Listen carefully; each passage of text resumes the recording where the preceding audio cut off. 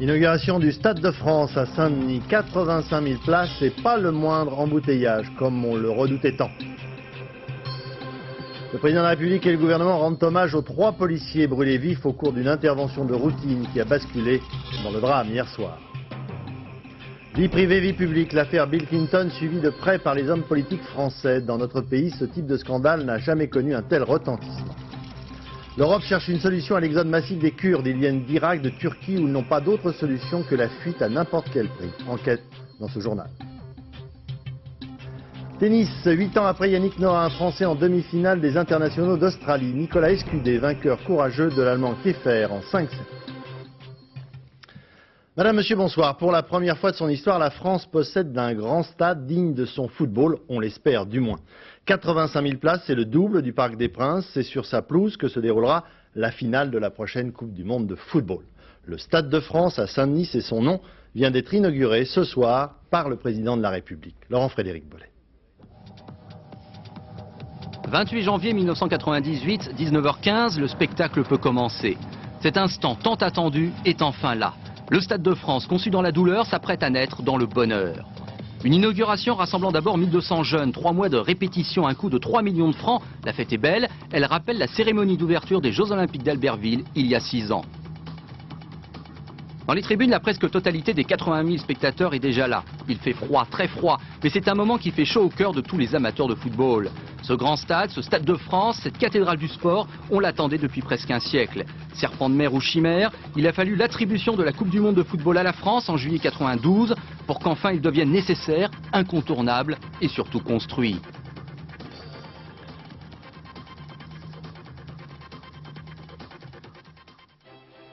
« 28 janvier 1998, 19h46, l'hommage rendu à quelques-uns des plus illustres sportifs français. Ils sont 23, d'Alain Prost à Eva Serrano, de Stéphane Peter-Ancel à Luc Alphand. C'est alors que Jacques Chirac va parler. En cette année où la France a l'honneur d'accueillir la Coupe du Monde, je souhaite une vie belle et glorieuse au Stade de France. Le geste inaugural est donc en fait effectué par 2 jeunes de Seine-Saint-Denis. Le ruban mesure 80 mètres de long, 4,50 m de large. Quand il est coupé, c'est une page qui se tourne. Place maintenant au sport et à sa légende.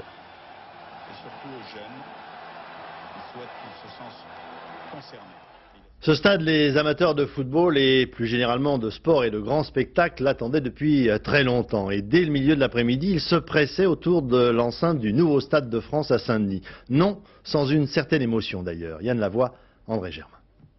Vous le trouvez comment là de l'extérieur? Magnifique. Magnifique. Magnifique. Bien. Il est trop magnifique. Après l'intérieur.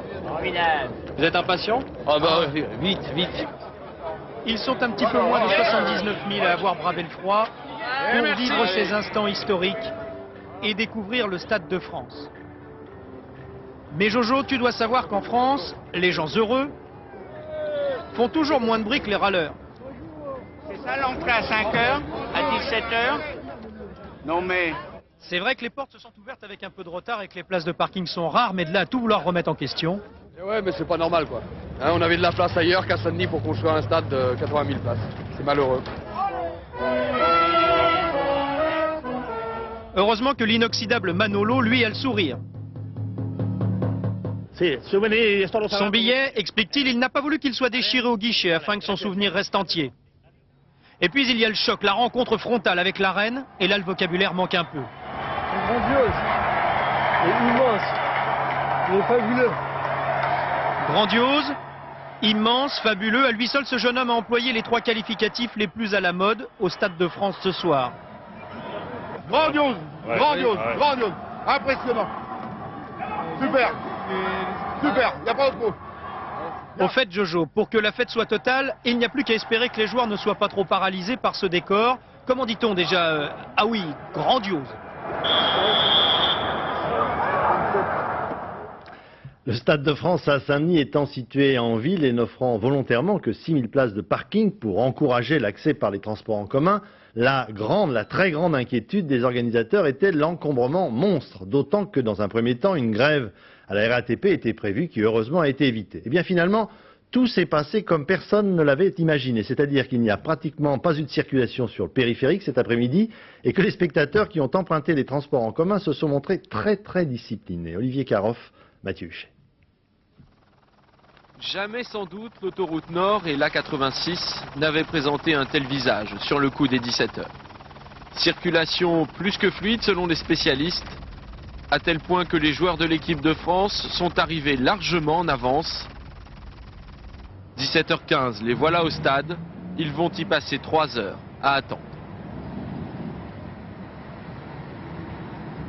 À la même heure, certains de leurs supporters, malgré les conseils des autorités, avaient choisi la sacro-sainte bagnole. Malgré la mauvaise impression laissée par le tout premier match au Stade de France, Daniel s'en souvient encore. Je suis parti à 17h30 de Porte d'Orléans et je suis arrivé à 9h-20 dans le parking. Pas un super souvenir alors. Non, et si aujourd'hui je fais la même chose, je crois que après je vais me poser la question si je dois y retourner. Mais cette fois-ci, entre supporters, on avait parié et pas que sur le score du match. On a dit qu'on arrivait plus vite que nos copains qui eux sont au métro, exact. Mais par contre sans griller les feux. Autoroute parfaitement dégagée, Paris gagné. La RATP a elle aussi gagné son pari. Les supporters ont eu le réflexe tic et choc. Tout s'est passé dans le calme, au rythme des guitares et du flamenco. Pour l'instant tout va bien. Maintenant on espère qu'on arrivera comme il faut au stade.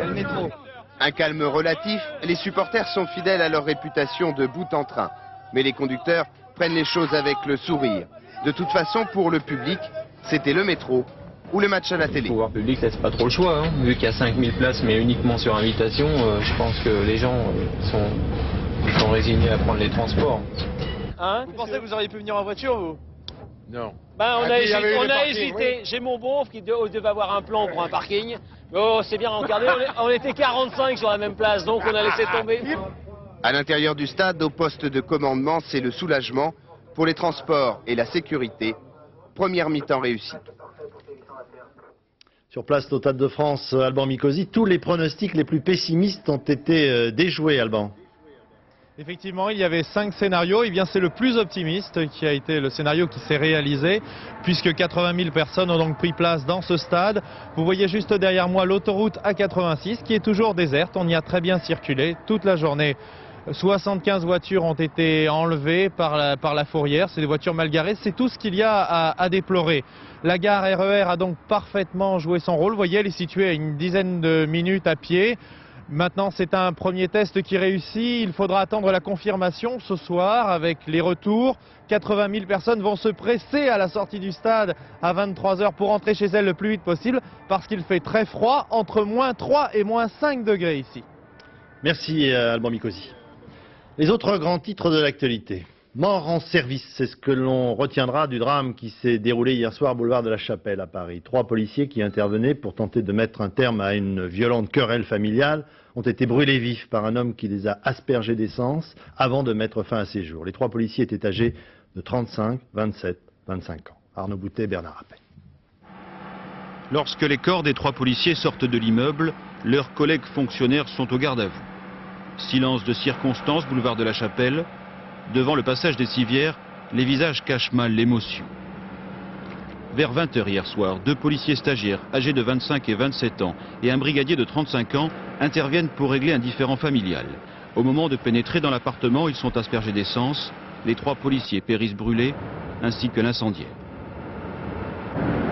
Je crois que cela permet d'apprécier les risques d'un métier difficile au service de nos concitoyens, de leur liberté. Au moment de l'explosion, un gardien de la paix se trouvait en retrait dans l'escalier. Il a été grièvement brûlé. Les seuls rescapés du drame sont la belle-sœur du forcené et sa jeune fille. L'individu est un Égyptien de 46 ans, sans papier ni casier judiciaire, précise la police. Parce que le drame fut imprévisible, plusieurs syndicats rappellent les dangers de la profession.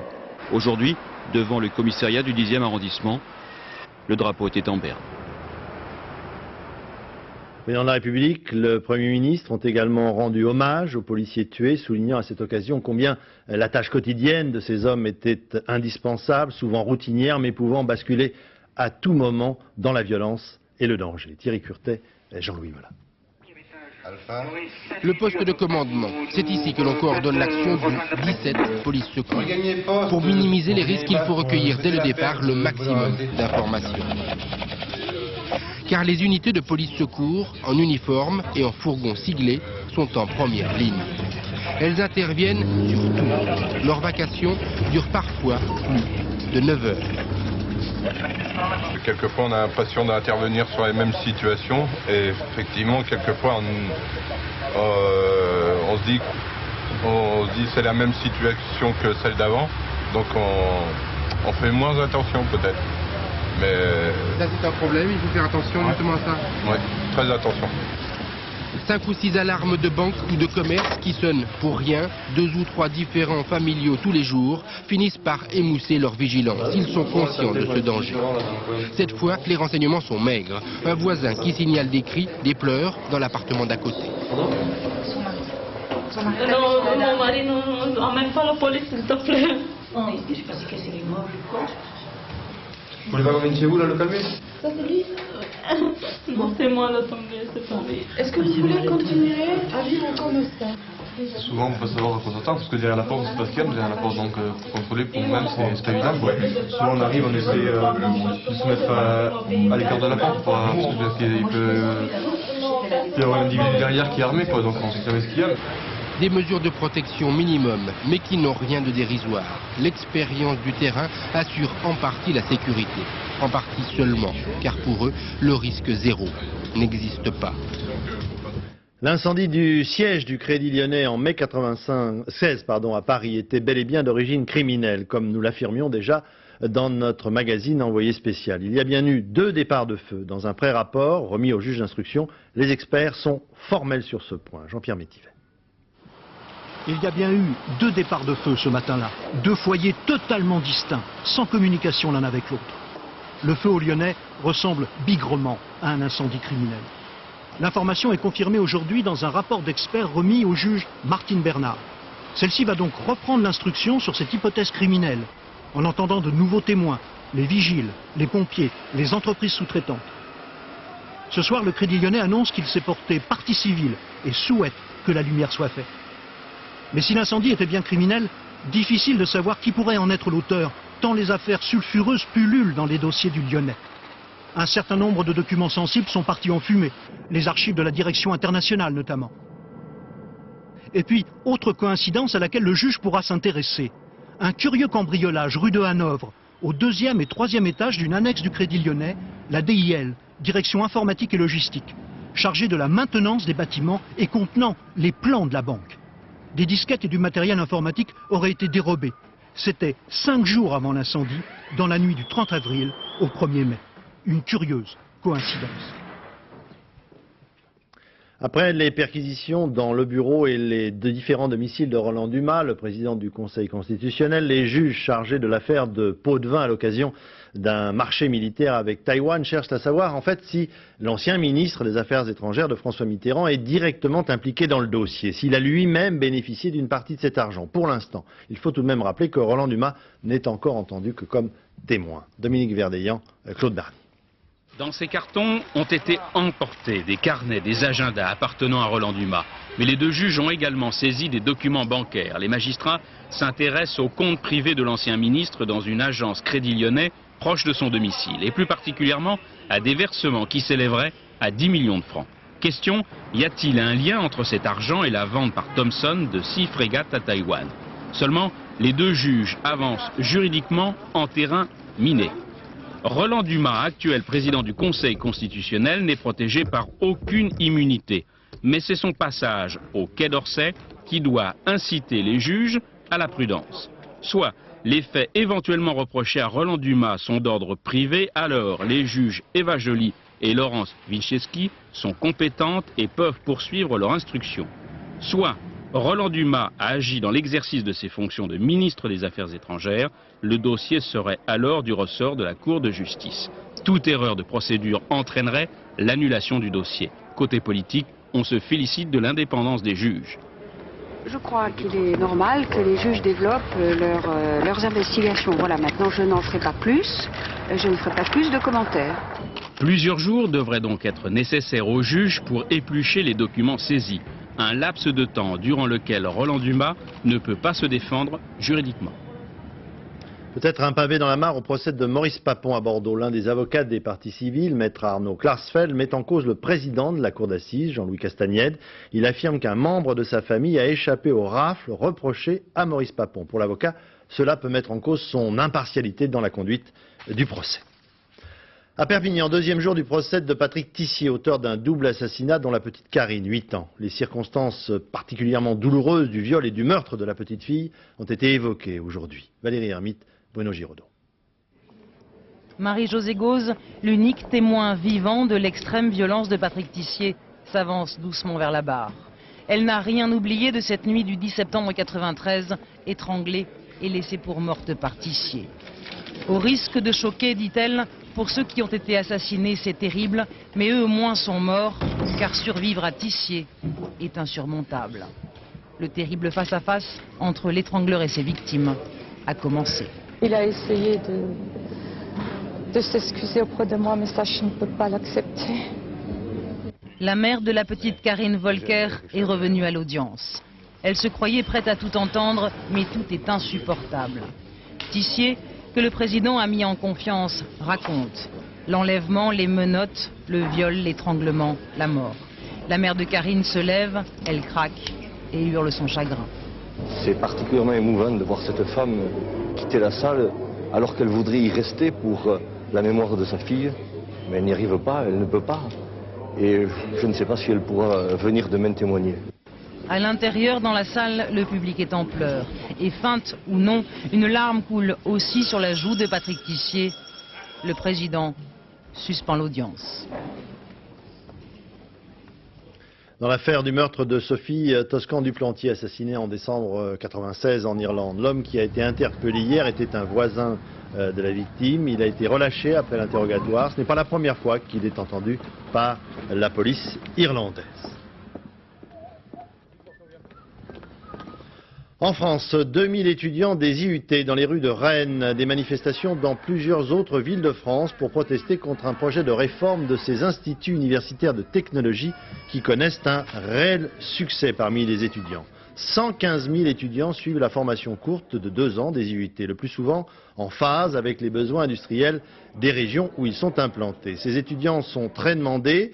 Les étudiants des IUT sont donc opposés à une réforme d'un système qui, selon eux, fonctionne très bien comme ça. Reportage à Tours, Jean-Bernard Schmitt. 4e manifestation en moins de 3 semaines pour Edith, et toujours la même ferveur. Étudiante en première année à l'Institut universitaire de technologie de Tours, Edith fait grève comme ses camarades pour protester contre des réformes qui remettent en cause, selon elle, la spécificité des IUT. On craint la dévalorisation du diplôme, on craint que les gens ne voient plus le DUT comme il était avant, et nous on veut garder les avantages qu'on avait avant, on va toujours avoir notre partie professionnelle, on veut pas être comme les autres, on veut pas ressembler à un BTS, à une fac, on veut être différent. Depuis un mois, l'IUT Tours mène la contestation nationale.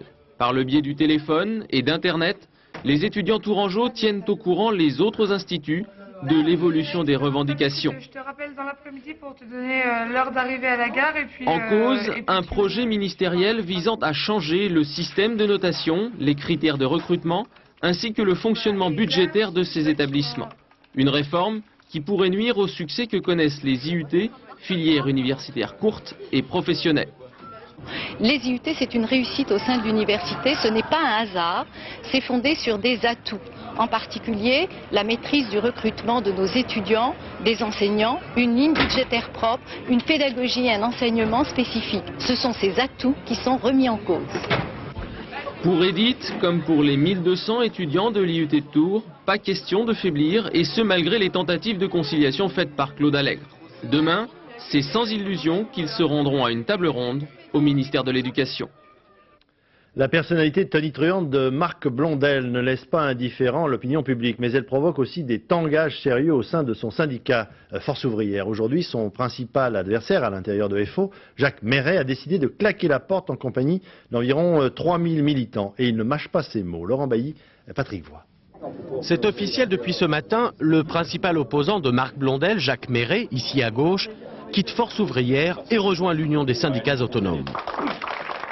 Un transfert qui fait du bruit. Jacques Méret, jusqu'ici responsable de la puissante fédération FO de Paris, emmène dans son sillage, dit-il, plus de 3000 militants de Force ouvrière. FO qui, à ses yeux, aurait perdu son indépendance, et Jacques Méret accuse même Marc Blondel de manipulation politique. Il y a de plus en plus à la direction de Force ouvrière, dans ses différentes structures, la mainmise d'une secte politique qui s'appelle le Parti des travailleurs, qui est un parti d'extrême gauche trotskiste. Quand il parle de ce genre de choses, je me demande s'il ne fume pas un joint, s'il n'est pas un petit peu halluciné par ses phobies. Car en définitive, il n'y a pas plus de militants trotskistes à Force ouvrière qu'il y a 15 ans. En dépit des apparences, la querelle entre les deux hommes est ancienne. En 1996, lors d'un congrès, elle tourne à l'avantage de Marc Blondel, largement réélu secrétaire général au détriment de Jacques Méret. En fait, le candidat malheureux a toujours reproché à Marc Blondel d'avoir trahi la politique contractuelle chère à André Bergeron, en privilégiant au contraire un syndicalisme très contestataire. Aujourd'hui, la page Méret se tourne. Il est encore trop tôt pour dire s'il s'agit d'un point final à la crise interne ou seulement d'une étape. L'actualité internationale, le feuilleton des démêlés de Bill Clinton avec la justice américaine. En attendant l'audition de Monica Lewinsky, amie présumée du président, qui aurait fait un faux témoignage en sa faveur, Bill Clinton fait face avec brio. On l'a vu hier soir à l'occasion de son traditionnel discours sur l'état de l'Union prononcé devant les parlementaires américains. Washington, Maris Burko. Il est 21h. Hier soir, devant le Congrès, le président américain n'a pas encore commencé son discours, mais à l'image de sa femme Hillary, la salle est déjà debout pour l'applaudir. Bill Clinton, dopé par le soutien appuyé de ses alliés démocrates, fait une très honorable prestation. Pas un mot sur le scandale en cours. Le président américain s'appuie d'abord sur son bilan économique pour convaincre l'hémicycle. Cette année, notre déficit budgétaire devrait être de seulement 10 milliards de dollars et cela va encore baisser. Bill Clinton quittera l'hémicycle la tête haute, prêt à continuer à travailler pour son pays, comme il le dit. Dès ce matin, il était d'ailleurs dans l'Illinois pour parler d'éducation. Nouveau soutien appuyé du vice-président Al Gore et là aussi, tonnerre d'applaudissements. La Maison-Blanche tente l'impossible pour faire oublier l'affaire Monica Lewinsky. Mais les médias, eux, ne lâchent pas le scandale. Cet enseignant de 32 ans affirme aujourd'hui avoir eu lui aussi une liaison avec Lewinsky. La jeune femme lui aurait alors confié avoir eu une relation sexuelle avec un personnage haut placé à la Maison-Blanche. Pendant ce temps, la chambre d'accusation chargée de l'enquête continue à entendre les témoins. Hier, c'était la secrétaire particulière de Bill Clinton, effrayée par les caméras. Aujourd'hui, c'est au tour de l'ancien secrétaire général de la Maison-Blanche. L'enquête sur l'affaire Lewinsky va maintenant suivre son cours et le président, pendant ce temps, veut travailler. Son épouse, Hillary, déclare ce matin qu'il ne s'exprimera plus publiquement sur ces accusations de parjure et d'infidélité. La prochaine fois qu'il le fera, ce sera chez le juge chargé de l'enquête. Le discours prononcé hier soir par Bill Clinton a permis aux Américains de scruter, si je puis dire, le moral et la forme de leur président face aux attaques. Mais ce discours avait également un autre objet.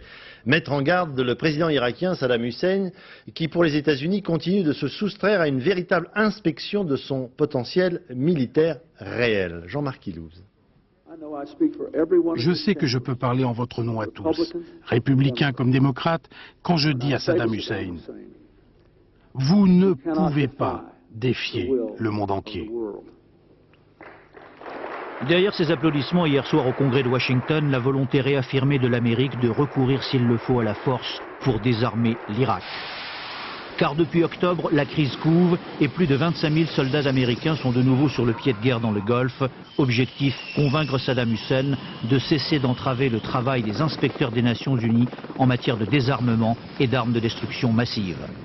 Oui, mais voilà, depuis une dizaine de jours, Saddam Hussein brusquement durcit sa position. Même plus question de négocier un droit de regard des Nations Unies sur les sites dits présidentiels, toujours inaccessibles aux inspecteurs. Leur chef, l'Australien Richard Butler, expliquera au secrétaire général des Nations Unies que Saddam dissimule toujours des armes dévastatrices, capables de détruire Tel Aviv, précisera-t-il au New York Times. Déclaration qui provoque un début d'affolement chez les Israéliens et un retour en force du masque à gaz. À Bagdad aussi, on fait comme si, et la propagande veut mobiliser 1 million de volontaires, même les femmes et les vieillards. Psychologie de guerre. Alors, parce qu'il devient urgent de calmer le jeu, le chef de la diplomatie russe et spécialiste de l'Irak, M. Primakov, a fait le voyage de Paris. Saddam doit renoncer à ses exigences, disent aussi bien les Russes que les Français, mais la négociation politique doit continuer absolument. Je dis que le recours à la force dans la situation que nous connaissons n'est pas souhaitable et que selon notre analyse, il ne résoudrait pas les problèmes auxquels nous nous heurtons. À Bagdad, un autre émissaire russe est allé rappeler à Saddam Hussein que sur le plan humanitaire, comme sur celui du désarmement, des propositions plus avantageuses pour l'Irak étaient toujours sur la table. Mais Saddam Hussein en voudra-t-il cette fois ?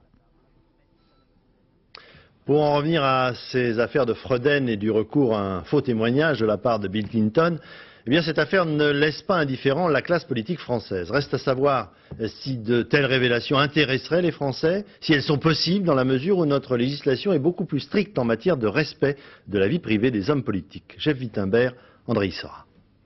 Sur ce sujet-là au moins, la classe politique française parle d'une seule voix. La vie sexuelle, la vie privée, c'est une question personnelle. Et le grand déballage de l'affaire Clinton choque à droite comme à gauche. Chacun, citoyen normal ou président, a droit à son jardin secret, à ses relations d'amitié, pourquoi pas d'amour, et cela ne regarde personne d'autre, ni les journaux, ni la magistrature, ni aucune autre autorité. Plus personne ne prend le même ascenseur quand on est un responsable d'une entreprise avec une collaboratrice parce qu'il faut faire très attention là-bas, on est immédiatement accusé de harcèlement sexuel, etc. On est, je crois, on est dans la folie. Là. Personne ne comprend l'ampleur prise par cette affaire aux États-Unis, même lorsqu'on défend la cause du féminisme, même lorsqu'on se bat depuis toujours contre le harcèlement sexuel.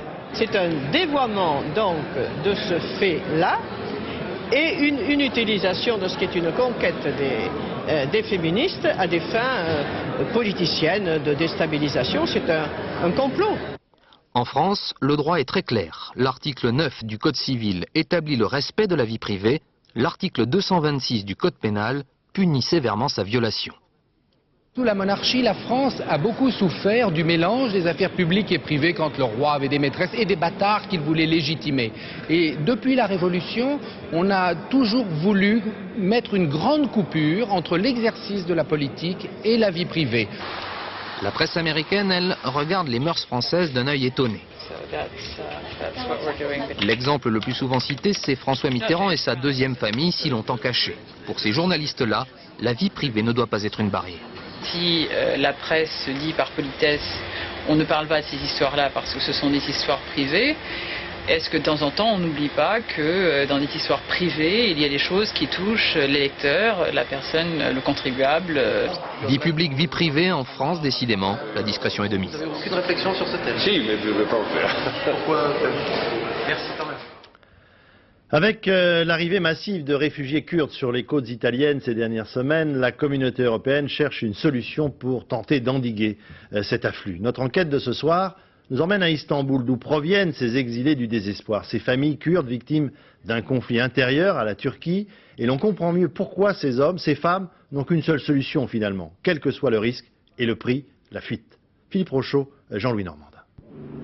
C'est sur ces quais d'Istanbul que s'est négocié le départ vers l'Italie de plus d'1 millier de Kurdes dont le débarquement a tant inquiété l'Europe au début de l'année. Kurdes de Turquie ou d'Irak chassés par la guerre, ils se retrouvent tous dans cette ville devenue plaque tournante de l'immigration clandestine. Miran est candidat à l'exil et se cache dans les bas quartiers d'Istanbul avec ses 5 enfants, sa femme et sa mère. Miran et sa famille sont les victimes de la guerre sans pitié que se livrent l'armée turque et le PKK, le Parti des travailleurs du Kurdistan dans l'est du pays. Les soldats ont brûlé son village de Yerdere, 300 habitants, et les familles ont dû prendre la fuite vers Istanbul. Dans mon village, soit les gens sont partis à l'étranger, soit ils sont morts. L'armée brûle nos maisons et il y a beaucoup de tortures. C'est pour ça qu'on s'est enfui. Mais d'un autre côté, il n'y a pas de vie pour nous ici non plus. C'est toujours la torture, la fuite jusqu'au matin. Je ne peux pas m'en sortir alors qu'au fond, moi aussi je suis turc, même si la police sait d'où je viens. Par exemple, j'essaie de vendre des moules pour vivre, mais la police arrive et renverse mes plateaux. Je n'ai donc pas d'autre issue que de partir.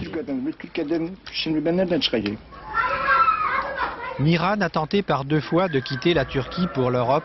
Par 2 fois, il a échoué. Tous les Kurdes qui se retrouvent à Istanbul tentent leur chance pour l'Europe. Ceux qui restent sont les plus démunis, ceux qui n'ont pas pu payer les 10 000 francs qu'il faut donner aux intermédiaires pour s'assurer un passage vers l'Italie. Alors ils sont recueillis là, dans cette association créée il y a quelques mois avec le feu vert du gouvernement. Mais pour eux, partir pour l'Europe ou rester en Turquie ne change rien à leur destin. Le salut pour nous, ça n'est ni de rester ici à Istanbul, ni de partir à l'étranger. Dès l'instant où je ne peux plus vivre chez moi dans mon village à cause de la guerre, que je sois en Turquie ou à l'étranger, c'est à peu près la même chose. C'est la nuit que les Kurdes négocient leur passage pour l'Europe dans ces hôtels à 10 francs la chambre du quartier de Küçük Bazar. Les intermédiaires les dépouillent souvent de leurs économies et la presse accuse même la police de toucher de l'argent dans cette affaire. Ce fut le cas pour les 2 bateaux qui ont accosté en Italie au début de l'année. Le premier bateau, Ararat, pour traverser les Dardanelles, seulement 250 millions de livres turcs de pots de vin a été donné, selon une certaine information, afin que la police ferme les yeux pendant que le bateau traverse les Dardanelles. Donc, il y a d'un côté les pots de vin, de l'autre côté, il y a toutes ces bandes qui organisent ces départs, puis à l'intérieur des bandes, parfois il y a des autorités, même s'ils n'y sont pas, ils ferment les yeux quand ils reçoivent leur pot de vin. Régulièrement pourtant, la police fait des rafles dans le quartier de Küçük Bazar pour arrêter les clandestins. Pas spécialement les Kurdes, mais aussi les Africains, les Pakistanais qui transitent par là. Ce sont eux d'ailleurs qui tombent le plus facilement dans les filets de la police, car ils ne bénéficient pas des mêmes complicités que les Kurdes dans la ville. Ici, ce sont des Somaliens et des Tanzaniens qui voulaient gagner l'Europe et squattaient un sous-sol. Pas de Kurdes dans cette rafle, mais la police turque se vante d'en avoir arrêté 500 en une seule nuit au début de l'année. Ni le passage vers l'Europe, ni ces arrestations ne règlent pourtant le problème de ces milliers de clandestins qui chaque jour utilisent cette plaque tournante qu'est Istanbul pour aller vers une vie meilleure. Un Français dans l'espace, Léopold Ryarts, partira demain de la base de Baïkonour en compagnie de 2 collègues russes, direction la station orbitale Mir pour un séjour de 3 semaines. Romain Albonan, sur place. C'est la fusée la plus utilisée au monde, Soyouz. Les Russes l'appellent l'autobus, idéal pour envoyer les cosmonautes vers Mir. Demain, elle s'envolera pour la mission franco-russe Pégase, le 110e départ. Alors comme depuis plus de 35 ans, Soyouz est amené sur son pas de tir en 1 heure, presque sans précaution. Une technologie rustique, les Français, eux, acceptent de faire avec. C'est différent de la technologie américaine qui est beaucoup plus sophistiquée. Et par contre, la technologie russe est très fiable et costaud. À chaque veille de départ, la commission interétatique se réunit, en présence de l'équipage. Toujours pour dire la même chose, que tout va bien. Le Français, Léopold Ryarts, qui sera en charge d'expérience, avait dû laisser sa place l'été dernier à un ordinateur de secours à cause des pannes dans Mir. Pour lui, le départ est enfin proche. Ça sera une journée très intense, bien sûr, à la fois sur le plan émotionnel et sur le plan du travail proprement dit. Ce que je redoute le plus, c'est peut-être qu'il y ait un report du vol. Vous êtes dans un lieu mythique. Depuis Gagarine, la majorité des fusées russes sont assemblées dans ces bâtiments gigantesques. Ici, tout le monde se prépare à l'arrivée du premier module de la future station internationale. Des mois, peut-être même quelques années de travail. Un second souffle, car à Baïkonour, l'activité s'est peu à peu ralentie, faute de financement. Le pays risque de se faire dépasser par de nouvelles nations spatiales, comme le Japon ou le Brésil. sur un marché capital, le lancement des constellations de satellites. Ces satellites qui vont entourer la Terre pour les communications de téléphones portables et les réseaux informatiques. Alors ici à Baïkonour, la cité des cosmonautes, l'horizon est plutôt sombre.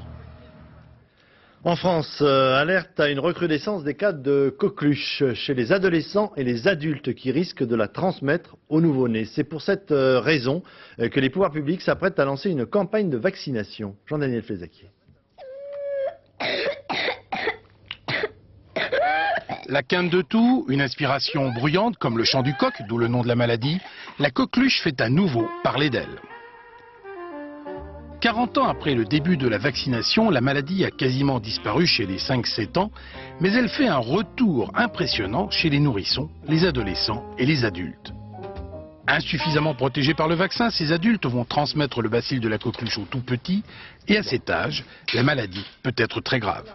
L'enfant fait des quintes, vous savez que la quinte c'est la toux spécifique de la coqueluche, des quintes qui peuvent être parfois atypiques, et quand on dit atypique en médecine, ça veut dire que parfois il y a menace d'asphyxie, avec des arrêts respiratoires. Et beaucoup de nourrissons font un petit stage en réanimation pendant une semaine.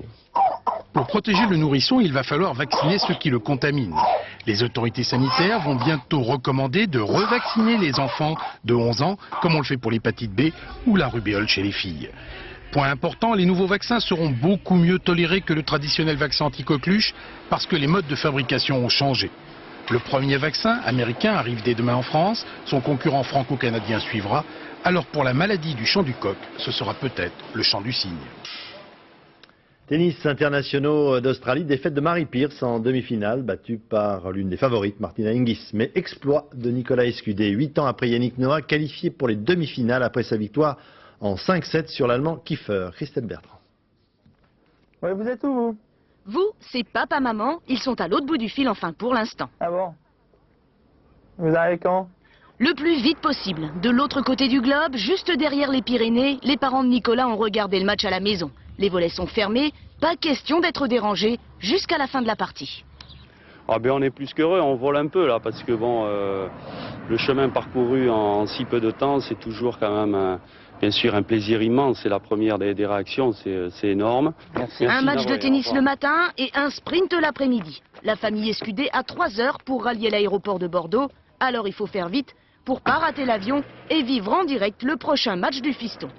Lui, il a pris son temps pour atteindre la demi-finale de l'Open d'Australie. À Melbourne, Nicolas a ses petites habitudes. Il commence par perdre les 2 premiers sets, ça fait 3 matchs que ça dure. Sans paniquer ni s'avouer vaincu, Escudé reprend le dessus et rappelle à Nicolas Kiefer que sur le circuit, son surnom, c'est Scud. Le Français égalise à 2 manches partout. Le scénario des matchs précédents est à nouveau à l'écran. Petite variante, l'Allemand se blesse au talon d'Achille et la pluie va interrompre le match 45 minutes. Mais rien ne peut plus arrêter Nicolas Escudé, pas même l'angoisse de servir pour une place en demi-finale. Sur la balle de match, rien de spécial, je voulais juste mettre la première balle dans le court pour pas être embarqué. Et la meilleure façon, c'est de monter au filet pour gagner un 3e match d'affilée en 5-7. 400e mondial l'année dernière, Nicolas le Scud est propulsé en demi-finale de l'Open d'Australie. Après Borotra et Yannick Noah, Escudé est le 3e Français à atteindre ce stade de la compétition. Il s'appelle Armand, cet artiste français qui s'est installé aux États-Unis depuis près de 40 ans maintenant est enfin consacré dans son pays. Il expose au musée du Jeu de Paume à Paris. Armand, c'est un sculpteur, ou plutôt un assembleur, comme il le dit lui-même. Tous les objets et ustensiles les plus courants lui servent à fabriquer des œuvres d'art. Georges Bégou, Yann Jiquel. Armand, mais oui, la gare Saint-Lazare, vous connaissez, alors vous connaissez Armand, les valises, c'est lui. Armand n'entasse pas, il accumule avec art. Cette chevelure, par exemple, en y regardant de plus près, est faite de pince Monseigneur. Quand il s'agit d'outils, ils sont un peu présentés de la manière dont ils fonctionnent. On a les bêches qui descendent comme ça, on a les haches qui ont l'air de couper, vous avez les clés qui tournent. Armand ne se contente pas d'assembler les outils, il s'en sert. Cet acte sacrilège est au service d'une idée généreuse, dénoncer la censure dans le monde. Sur la sculpture des autres, Armand a des positions tranchées. Il aime montrer l'intérieur des choses.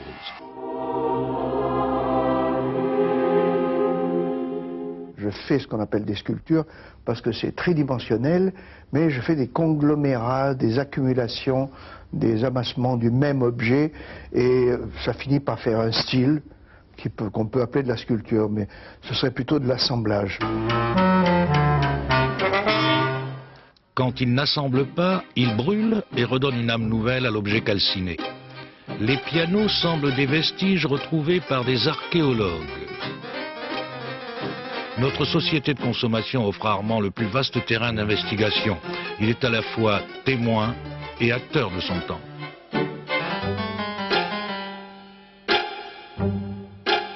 L'aventure des objets, c'est notre aventure aussi. Le drame, par exemple, de la masse production, de l'envahissement des objets, c'est notre drame aussi.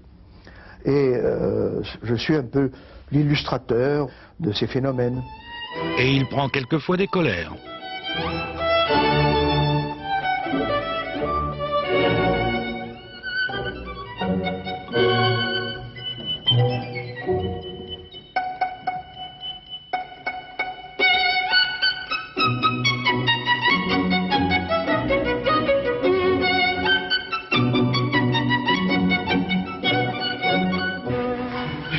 Quand je vois tout ça, je me prendrais presque au sérieux. Mais c'est que dans les musées, on vous prend au sérieux, cher Armand. Il ne manquera pas une basket au jeu de paume. Voilà, avant de nous quitter, le rappel des principaux titres de l'actualité de ce mercredi. D'abord, l'inauguration du Stade de France à Saint-Denis, 85 000 places. Et puis, à signaler, pas le moindre embouteillage, comme on le redoutait autour du stade. Le président de la République, le Premier ministre rendent hommage aux 3 policiers brûlés vifs hier soir au cours d'une intervention de routine qui a basculé dans le drame à Paris. Dans quelques instants, la météo de Sophie Davant, 20h50, Deux mamans pour Noël, un film de télévision avec Marie-Josée Natt. Voilà, je vous souhaite une excellente soirée sur notre chaîne. Bonsoir, à demain 20h.